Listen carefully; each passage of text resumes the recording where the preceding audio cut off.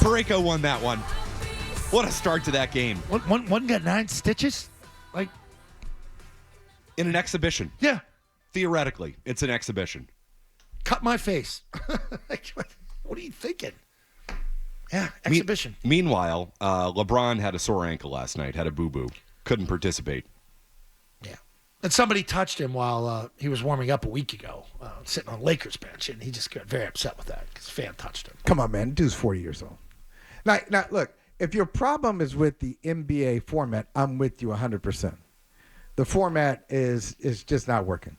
It's not working. Just play the game. It's not working. Well, I mean, somebody mentioned to Giannis last night, he was excited about it. Wemby was excited about, hey, USA versus the world. Let's just do it that way. USA versus the world. That'd be neat. Yep. You've got, and obviously you got some great players. You got Jokic in the world, Yep. Wemby. Yep. You got Luka. You got Luka. Yeah. You got Giannis. I mean, think about it. Shai Gilgeous-Alexander. It'd be a good one, Mike. World players versus U.S. players. Let's go. I'm totally for the format. I think it would be great. The question is, would they care about it? Yeah. Because, again, you can't manufacture authenticity, which is the beauty of this Four Nations thing is these players wanted it. They were the ones who designed this thing, and they actually really care about it a lot. But I think they would. If you love USA basketball and we're supposed to take it so serious in the summer and be so upset that Jason Tatum didn't play it. Exactly. Put USA on their chest, not NBA all. That's it. It really is. There was just a very just light exchange between Shaq and somebody else, last night on the broadcast. And somebody said, hey, they've caught us. No, I think it was Reggie Miller and Shaq. Hey, the world has caught us. And Shaq was like, wait a minute. Hold on. Now, they're catching up. And it was like he immediately, it triggered him. He immediately got upset about this notion that anybody in the world could catch the USA. And that's what it would be. So you would put USA players versus the world players, and that will kick in. There's a much better chance of that happening than this format or, frankly, any other format that they could come up with for this All-Star game. And maybe it's just because we are at that moment in time in basketball where maybe the world has caught up. Sadly, too, like, you don't have the best doing of what they're supposed to be doing. And it's the same thing with the baseball All-Star game.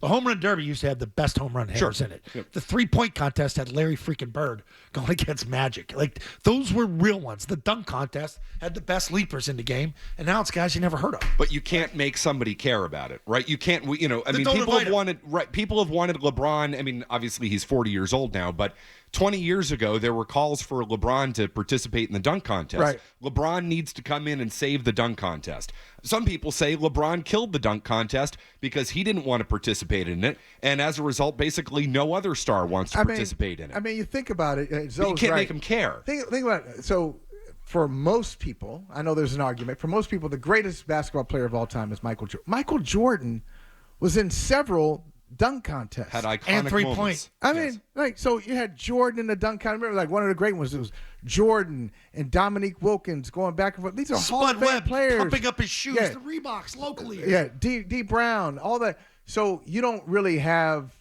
the very best players. The best player, who was the best player to be in a dunk contest? Probably was Jaylen Brown recently. Yes, yeah, the biggest star in a long biggest time. star to be in a dunk Brown, contest. yeah.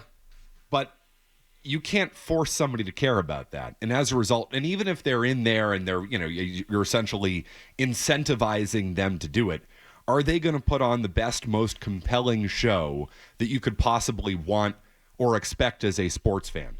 That thing has to be natural, which is why the Four Nations thing was so good over the weekend. It's because it was natural. But look what Four Nations is doing, and this is why the other sports can't do it this way.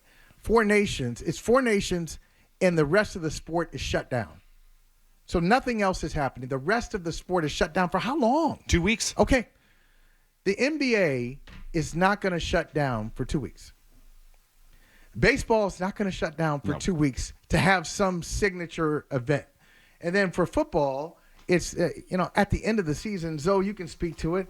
I mean, by the time you get to week 12 or week 13 of an NFL season, your body is probably barking at you, your knees, your back, your shoulders. You're doing walkthroughs at that point. I mean, it's tough. And now, at the end of the year, and this is why we got flag football in the Pro Bowl. At the end of the year, if you're not in the playoffs, if you're not going to the Super Bowl or conference championship, hey, why don't you, play in the Pro Bowl? And guys are like, I'm not trying to do that. I'm not trying to hurt. First of all, I'm hurting, and I'm not trying to get hurt playing in an exhibition game. So it's the league, the infrastructure right now in any other sport is not set up like it is in hockey. It dilutes the recognition now, too, this Pro Bowl thing. I went to the Pro Bowl, but I tapped out. You get a bonus for the Pro Bowl. You shouldn't get your bonus for the Pro Bowl if you don't pay it. If you go to the Pro Bowl, up the cost to get these guys there. Keep it in Hawaii like you did. I watched that game, a part of the game the other day when Sean Taylor hit that punter. And when Jeff Saturday goes in for Peyton Manning's last one, Brady's there. We look so goofy in these uniforms. No, it was great. You had your helmet on, but you had a different uniform. That was cool. Those were some good games. A couple good games there. Keep it what it is. And if you don't go, you don't get recognized, and you don't get paid, and you don't get your bonus. Tom's in the Bay Area. Hey, Tom. Hey, what's going on, fellas? Back in 2002, the MLB All-Star Game ended in a 7-7 tie, and Bud Selig was pretty embarrassed by that. So the next year, he implemented that the winner of AL or NL gets to have World Series home field advantage. I think the NBA needs to look at that, go back to the East-West format and say, all right, if you want home court advantage in the finals, East or West, one of you guys needs to win this game. Hate it. I hate it, and I hated it when Bud did it too.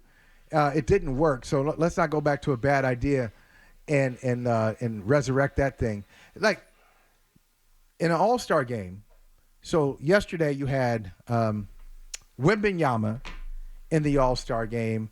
You had a lot, and I'm pointing out guys who are in play-in positions or 7th, 8th seed in their conference, who have you're not gonna. Why are you determining my home court advantage when I've actually put the work in during the regular season, and you may not even make the playoffs, and whether you make a shot or not determines if I get home court. I don't want you out. I want you out of it. I want my team to determine what we do over 82 games, determine if we have home court or not. If your approach to fix All-Star games is introducing more gimmicks to All-Star games, you're not going to fix them.